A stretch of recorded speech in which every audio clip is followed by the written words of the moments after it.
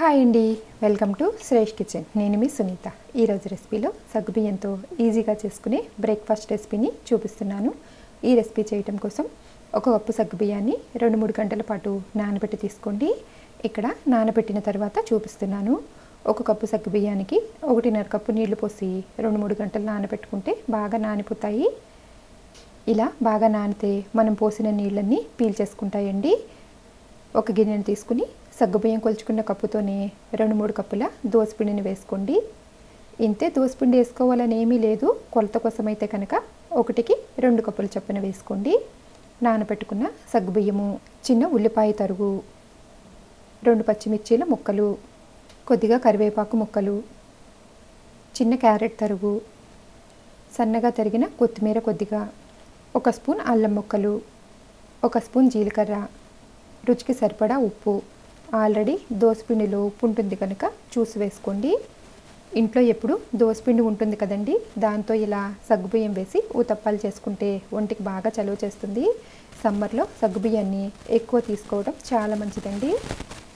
ఇలా మనకు వీలున్నన్ని రోజువారీ చేసుకునే టిఫిన్స్లో సగ్గుబియ్యాన్ని యాడ్ చేసుకుంటే ఒంటికి బాగా చలువ చేస్తుంది. పిండిని ఇలా బాగా కలిపేసుకోవాలి. ఇందులో సోడా ఏమీ వేసుకోనక్కర్లేదండి, సాఫ్ట్గానే ఉంటాయి.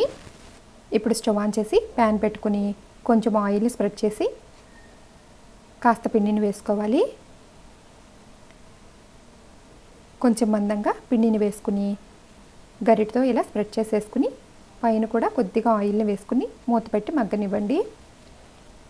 పిండి సగ్గుబియ్యం ఇంతే వేసుకోవాలని ఏమీ ఉండదు. ఇంట్లో కాస్త దోసపిండి ఉంది, అందరికీ సరిపోవట్లేదు అన్నప్పుడు ఇలా సగ్గుబియ్యం, ఉల్లిపాయ, పచ్చిమిర్చి వేసేసుకుని ఊతప్పాల్లో వేసుకోవచ్చు. చాలా బాగుంటాయి. ఊతప్పాలనే కాదండి, గుంత పొంగనాల్లో కూడా వేసుకోవచ్చు. సగ్గుబియ్యంను బాగా నానబెట్టుకుంటే సాఫ్ట్గా చాలా బాగుంటాయి.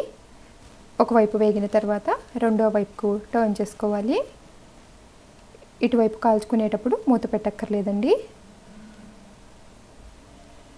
ఇలా 2 వైపులా వేగనిచ్చి తీసుకోవాలి. ఆయిల్ కూడా ఎక్కువగా ఏమీ పట్టదు. ఈ ఊతప్పాలకు పల్లీ చట్నీ కూడా ఏమీ అక్కర్లేదండి.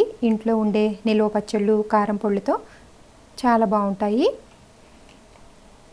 పచ్చిమిర్చి చట్నీ కాంబినేషన్తో సూపర్గా ఉంటాయండి. ఆ చట్నీ రెసిపీని కింద డిస్క్రిప్షన్లో ఇచ్చాను, వీలుంటే ఒకసారి ట్రై చేయండి. ఈ రెసిపీ నచ్చినట్లయితే లైక్ చేసి షేర్ చేయండి. మరిన్ని వీడియోల కొరకు మన ఛానల్ని సబ్స్క్రైబ్ చేసి పక్కనే ఉన్న బెల్ ఐకాన్ని క్లిక్ చేయండి. Thank you for watching.